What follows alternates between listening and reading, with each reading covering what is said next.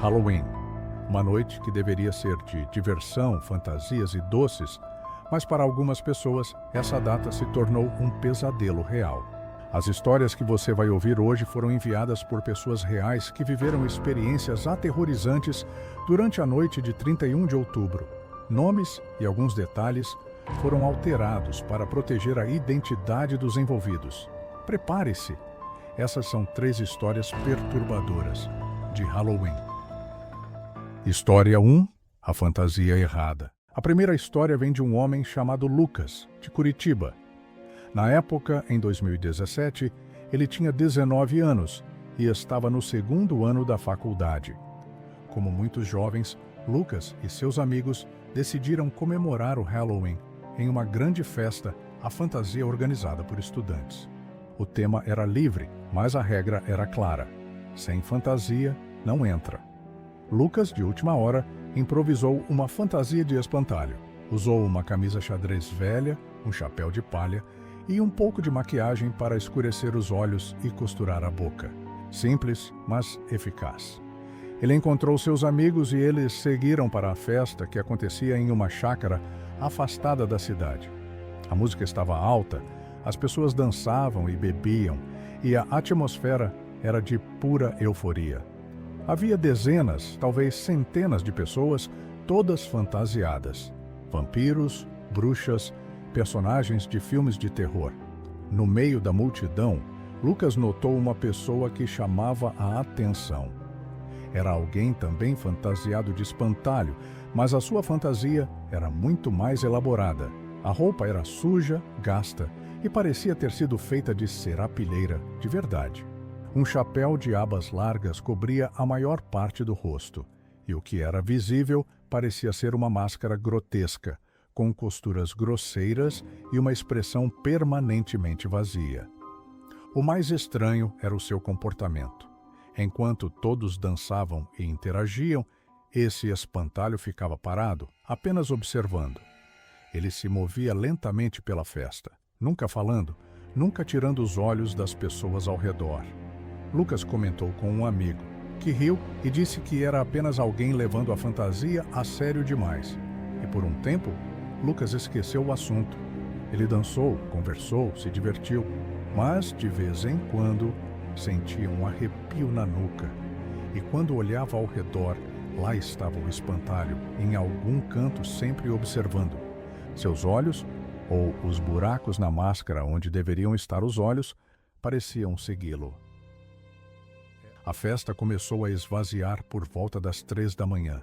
Cansado, Lucas decidiu ir embora sozinho, já que seus amigos queriam ficar mais.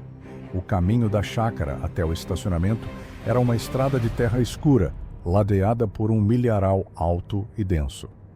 A única iluminação vinha de algumas poucas lâmpadas fracas nos postes. Enquanto caminhava, ele ouviu um som atrás de si. O som de passos arrastados na terra. Ele se virou, parado a uns 20 metros de distância, sob a luz fraca de um poste, estava o espantalho, imóvel, silencioso. Lucas sentiu o sangue gelar. Ele apressou o passo, quase correndo. Os passos atrás dele também aceleraram, mantendo a mesma distância. O coração de Lucas batia descontrolado. Isso não era uma brincadeira. Ele olhou para trás novamente. O espantalho estava mais perto, e agora ele havia levantado um braço, e na sua mão algo brilhava sob a luz da lua. Parecia uma foice pequena e enferrujada. Desesperado, Lucas correu. Ele não olhou mais para trás, apenas correu pela estrada de terra, o som dos passos arrastados ecoando em seus ouvidos. Ele tropeçou, caiu, ralou os joelhos, mas se levantou e continuou correndo até chegar ao seu carro. Ele destravou as portas, pulou para dentro e girou a chave na ignição. O motor demorou uma eternidade para pegar. Quando o motor finalmente ligou, ele pisou no acelerador, os pneus cantando na terra.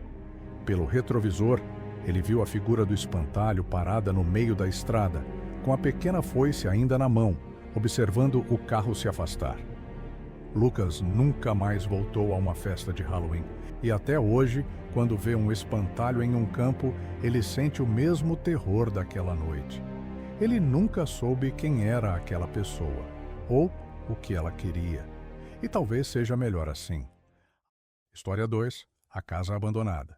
Nossa segunda história é de Carla, que na época do ocorrido, em 2012, tinha apenas 15 anos.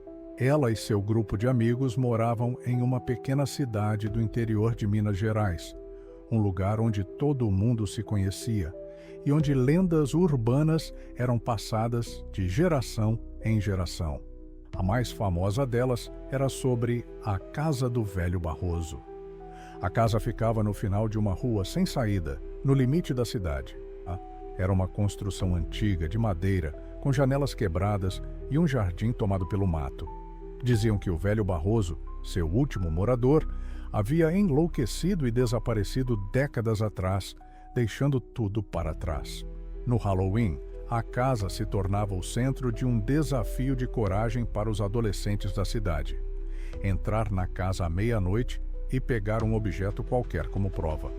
Naquele ano, Carla e 3 amigos, Tiago, Bia e Marcos, decidiram que era a vez deles. Armados com lanternas e uma coragem alimentada pela adrenalina da juventude, eles se encontraram perto da casa pouco antes da meia-noite. O ar estava frio e a única luz era a da lua cheia, que lançava sombras sinistras sobre a fachada decrépita da casa. Eles empurraram o portão enferrujado e atravessaram o jardim, o som das folhas secas sob seus pés parecendo amplificado pelo silêncio. A porta da frente estava entreaberta. Tiago, o mais corajoso do grupo, a empurrou lentamente. O interior da casa cheirava a mofo, poeira e abandono. Móveis cobertos por lençóis brancos pareciam fantasmas, esperando na escuridão. O facho de suas lanternas dançava pelas paredes, revelando teias de aranha e papel de parede descascado. O plano era simples: entrar, pegar algo e sair. Marcos decidiu pegar um livro velho de uma estante, Bia pegou um pequeno porta-retratos e Tiago, uma xícara de porcelana. Carla, no entanto, sentiu algo estranho, uma sensação de que não estavam sozinhos.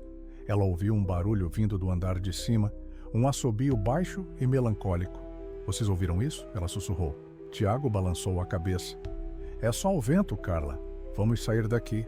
Mas o assobio continuou. Era uma melodia antiga, fraca, quase inaudível.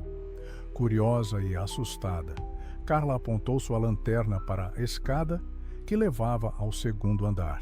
No topo da escada, na escuridão, ela viu algo. 2 pequenas luzes, como olhos de um animal, brilhando no escuro. Então, eles ouviram outro som, o som de unhas arranhando madeira, vindo do andar de cima. O pânico tomou conta do grupo. Eles não esperaram para ver o que era. Deram meia volta e correram para fora da casa, gritando. Eles não pararam de correr até chegarem à rua principal, ofegantes e aterrorizados. Quando finalmente olharam para trás, viram algo que gelou suas almas.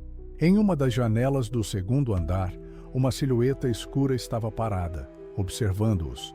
E no silêncio da noite, eles ouviram o assobio mais uma vez, agora mais claro, vindo da casa. A lenda dizia que o Velho Barroso nunca havia saído de lá. Naquela noite de Halloween, Carla e seus amigos tiveram certeza de que a lenda era real. História 3. O pedido de ajuda. A nossa última e talvez mais perturbadora história aconteceu com um casal, Joana e Pedro, em 2019. Eles haviam se mudado recentemente para uma casa em um bairro residencial tranquilo, nos arredores de Porto Alegre. Era a primeira vez que passariam o Halloween na casa nova, e animados com a vizinhança familiar, compraram quilos de doces para distribuir para as crianças. A noite começou como o esperado. Grupos de crianças fantasiadas batiam na porta, gritando "doce" ou "travessura". Joana e Pedro se divertiam, elogiando as fantasias e enchendo as sacolas dos pequenos. Por volta das 10 da noite, o movimento diminuiu. Eles pensaram que a noite havia acabado e estavam prestes a apagar as luzes da varanda quando ouviram uma batida na porta. Era uma batida fraca, quase tímida. Pedro abriu a porta e encontrou uma única criança parada no batente. Era uma menina, talvez com uns 7 ou 8 anos. Ela não usava fantasia. Vestia apenas um pijama rosa claro, que estava um pouco sujo e rasgado na barra. Seus pés estavam descalços, sujos de terra e grama. O cabelo loiro estava emaranhado e o rosto pálido e com olheiras profundas tinha uma expressão de pânico. "Doces ou travessuras?" perguntou Pedro, tentando sorrir, mas sentindo um aperto no peito. A menina não respondeu. Ela apenas olhava para ele com olhos grandes e assustados. Então, ela sussurrou com uma voz trêmula: "Você pode me ajudar? Eu não consigo encontrar a minha mãe." Joana se aproximou. "Querida, onde você mora? Nós podemos te levar para casa." A menina apontou para a rua escura. "É logo ali, a casa com a luz vermelha." Pedro e Joana se olharam.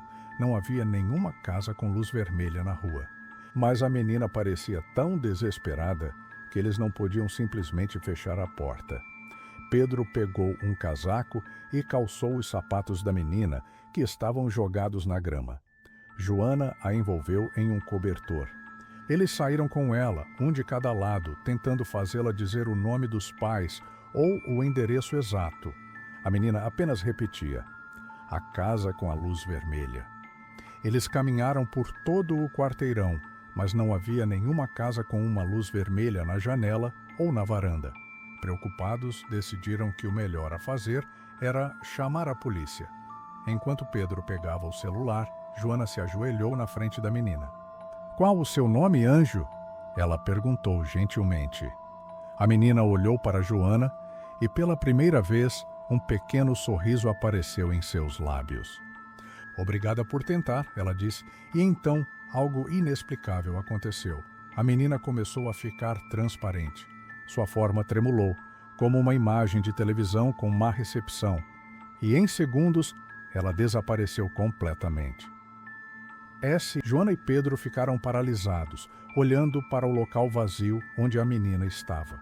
O cobertor que a envolvia caiu no chão. Não havia ninguém lá.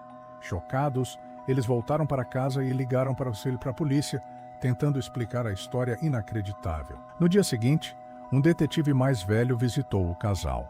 Depois de ouvir o relato, ele suspirou e contou a eles uma história.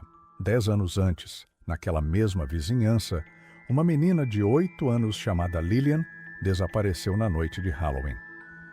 Ela foi vista pela última vez em seu pijama rosa, depois de sair de casa assustada durante uma briga dos pais. Seu corpo nunca foi encontrado. A única pista que a polícia tinha na época era o depoimento de uma testemunha que disse ter visto um carro com uma luz de freio vermelha quebrada parado na esquina, naquela noite. Joana e Pedro nunca mais comemoraram o Halloween. Para eles, a data se tornou um lembrete sombrio da menina de pijama rosa que, mesmo depois de tantos anos, ainda procurava ajuda para voltar para casa.